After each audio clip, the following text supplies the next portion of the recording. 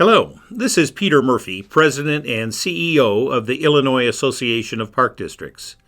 Today, we are presenting another video as part of our Legends video series. One of the missions of IAPD is to recognize outstanding park, forest preserve, and conservation district board members throughout the state of Illinois.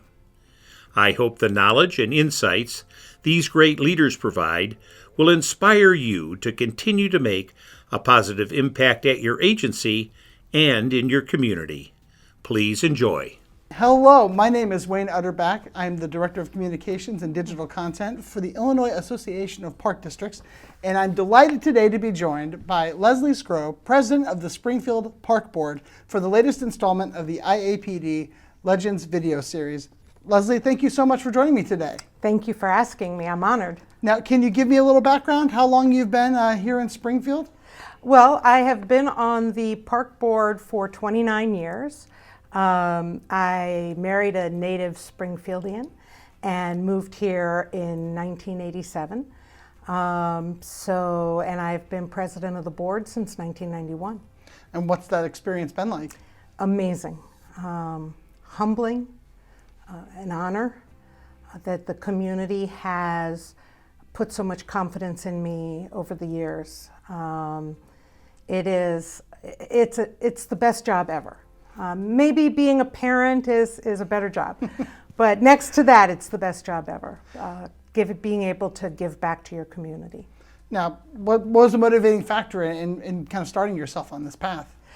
You know, I have always loved the outdoors, and my husband and I were talking about it, and he looked at me one day and he said, "You should run for the park board." And I thought, that's a great idea.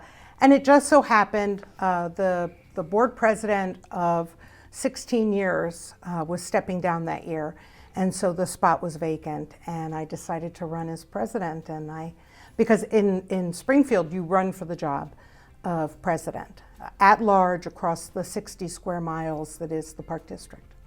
Now, can you kind of just tell me, you mentioned that you're almost at your 29th year? Yes, a couple weeks. A couple weeks. So what keeps you engaged? What keeps you active and still motivated to do your best every day? Oh my gosh, I just love this job. I mean, it changes all the time. So I think that is something to me that's truly exciting.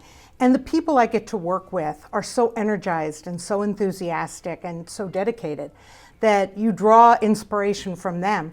The other thing that is just, to me, warms my heart is being able to talk to people around the community and hear what they would like in the community, or their challenges or their ideas.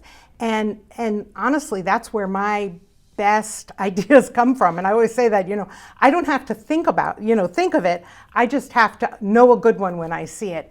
So I think all of those things just keep me thrilled about where we can go and what is possible. It's the possibilities of what we can do, to me, that is truly exciting and has kept me on the board for 29 years. Now, speaking of the board, say you've got someone new joining the board. What are some tips? What are some tools that you would recommend someone new to the position learn or have in mind before they step into that role? We regularly get new trustees on the board, and I love that. The fact that, because when people run, you run for the park board because you're passionate about parks. Because it's not a paying job, and we have to run in an area that's larger than the city of Springfield. So it's a lot of work to get elected. So people who do this do it because of a love for the parks. A lot of times they have a specific interest. Hockey, frisbee golf itself, right? Swimming. I mean, we've had trustees from across the spectrum. The zoo run for the board. So I guess I would say the main thing for new trustees, and I've said this, is learn about the entirety of the district. Right? Come in with an open mind as to all the different things we do, because we do a lot. And talk to staff, get out to all the different parks, and try to get an understanding of how we operate and what the challenges are, what the parameters are, and what you can bring to the table. And I love the enthusiasm of our new trustees. It's really inspiring. No, it's great to have enthusiasm, to have a lot of passion coming into a position.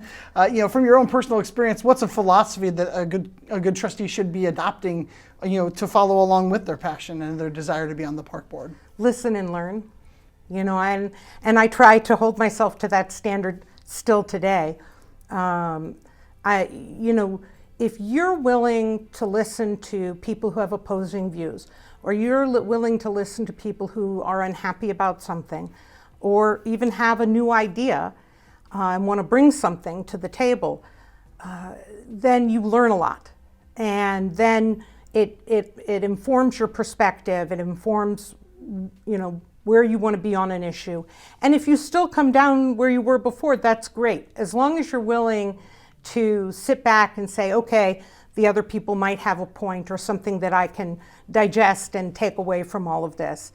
In fact, some of the newest things that have come to the community have come because we've had people step forward and say, hey, we'd really like to have this in Springfield.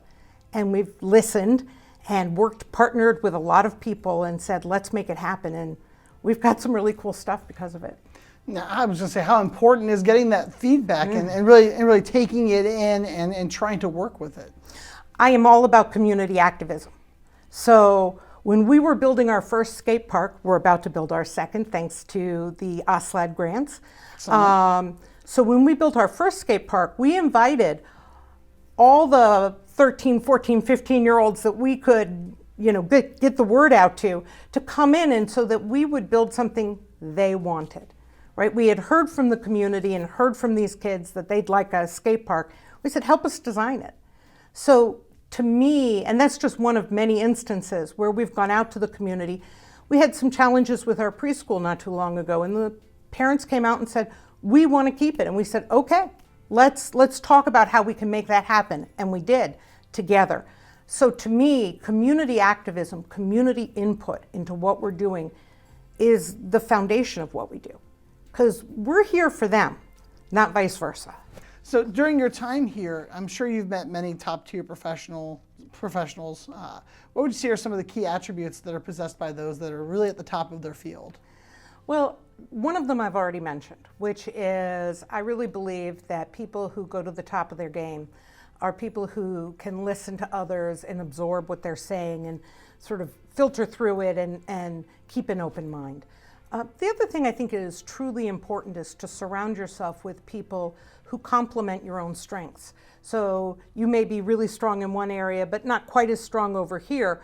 You hire people in or surround yourself with people who have those abilities so that you make a complete team, as opposed to just all people over here and nobody's holding up the end over here.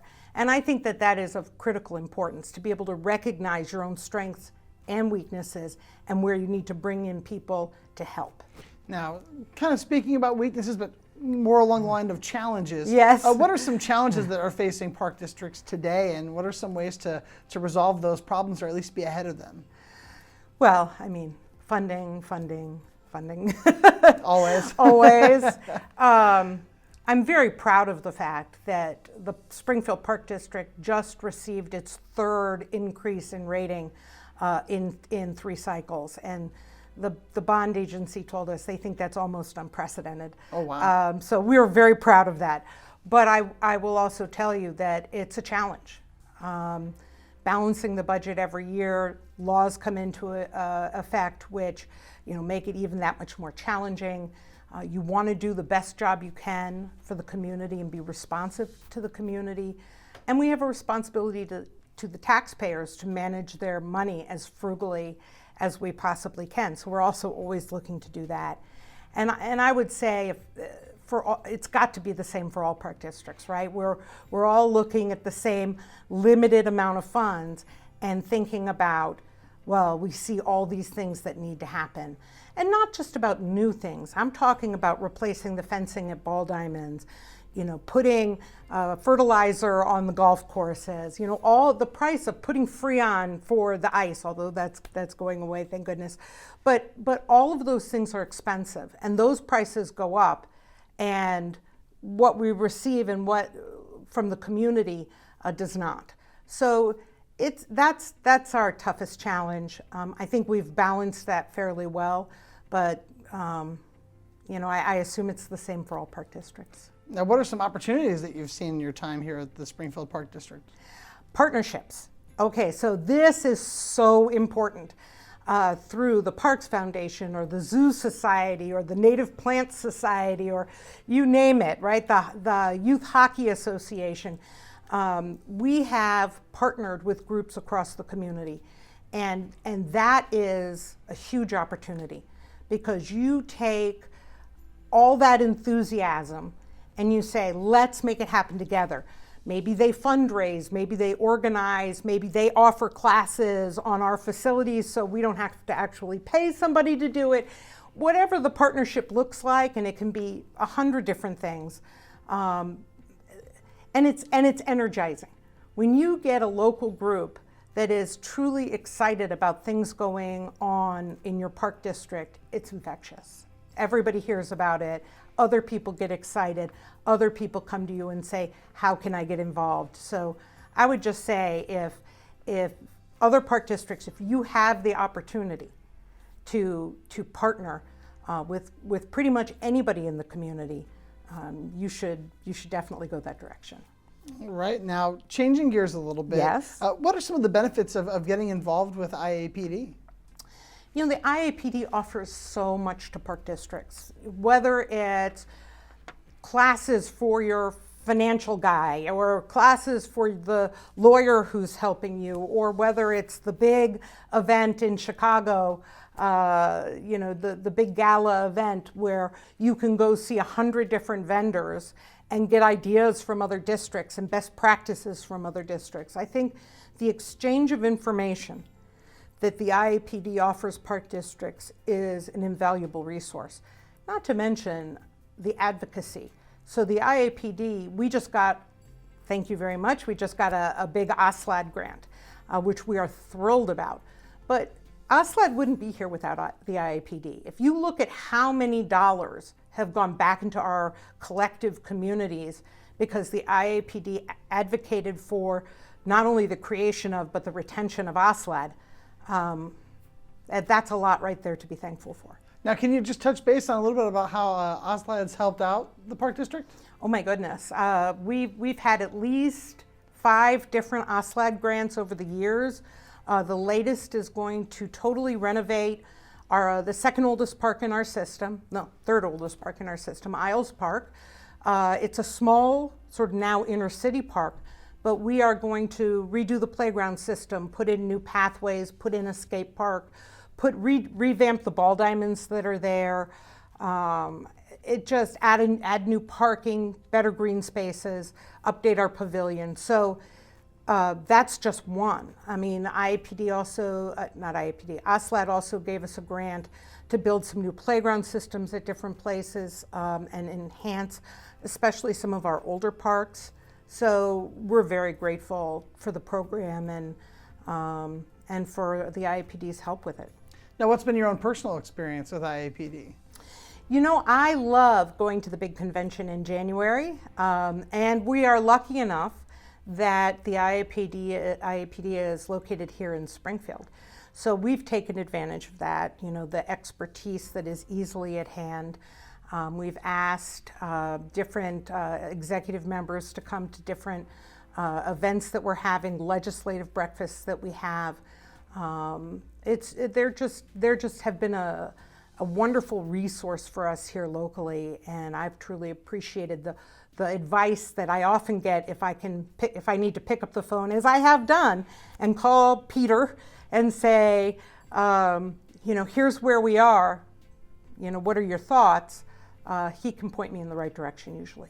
It's the one thing I've really learned about my time with IAPD is just how important the transfer of information, like you said, is. Yes. Whether it's between our organization and our members, or between commissioners and trustees and just your peers. How important is it to have that kind of open dialogue with other people? And the training, you talked about training at the beginning of this.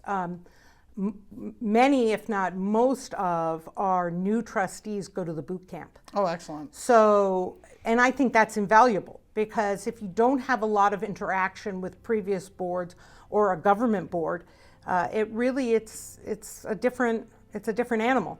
And so we have different rules. We have Robert's Rules of Order. We have very strict, guidelines in the Park District Code we need to follow. And so it just helps. It helps them get a handle on what is my role, how do I interact, and that's been very helpful. I can imagine stepping into that role is very overwhelming if you're not prepared. Well, a $20 million plus budget. We're 2,600 acres. We've got a wide variety of funding sources, facilities, things that, issues that come up. We have a police department. So we have a lot of different things going on here at the Park District, and the boot camp particularly has been very helpful in orienting people as to what to expect and how to expect it. Right now, how would you like, when someone looks back on your time here at the Springfield Park District, how would you like to be remembered?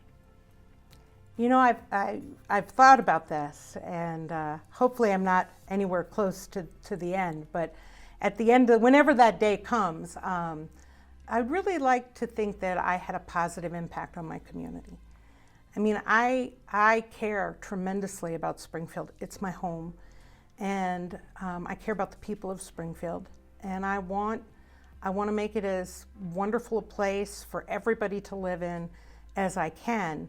And if people look back and remember that I helped with that I helped make their community a better place to live, then I'll be very satisfied with that. I know when we go to events like at the Carillon, or when we participate at the zoo, yes, or we go on the trails. I mean, I just think about how amazing Springfield is as a community. So thank you for all the work that you guys do to provide those opportunities for my family, because we really enjoy all of the options we have just on a regular basis. So you know what, people are always amazed that we all do this as a volunteer.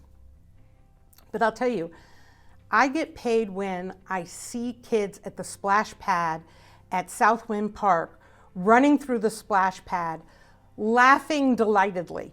Or when I go to the newly redone basketball courts at Comer Cox Park and I see people out there picking up a game of 3-on-3. To me, the community using the facilities we provide is the reward for doing this job. So the fact that you enjoy it and that your family enjoys it, that's why we all do it. Yeah, the moment my son starts walking, the splash pad will be the first place we go. So. We actually have 2 splash pads in Springfield. So.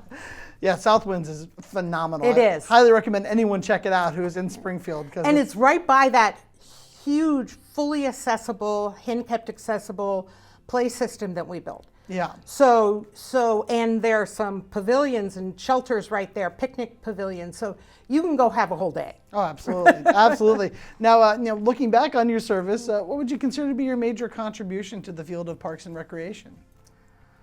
I really believe that in my tenure, we have had a true, tangible improvement in our parks and an expansion in what we offer. So whether that is from a physical plant side, where we now do foot golf and frisbee golf and pickleball and all these things, skateboarding that we didn't provide when I first came on the board, but also in programming. So we've really expanded our programming for people with disabilities. We've expanded all the different events that we provide across the community. When I look back at my contribution, I look at that expansion, enhancement, if you will, of what we've been able to provide, and I think I've been helpful with that. Now, what's the best advice you've ever received? I think it was from my dad, because I am not a shy person.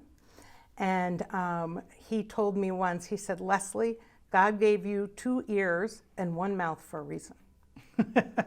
Well, there you go. So I think it goes back to sort of a theme that I've had throughout this interview, which is I try to be a good listener, and I can thank my dad for that. All right. Now, what advice would you give a 20-year-old? Chase your dreams. You know, don't be afraid to chase your dreams. Whatever it is you see for yourself, and for some people, they have enormous obstacles in the way of chasing those dreams. But I've just seen it over and over again, that with people who are determined to make something happen in some variation. It doesn't have to be exactly as you envisioned it, but in some variation. I've seen so many people, and to me those are the most impressive people.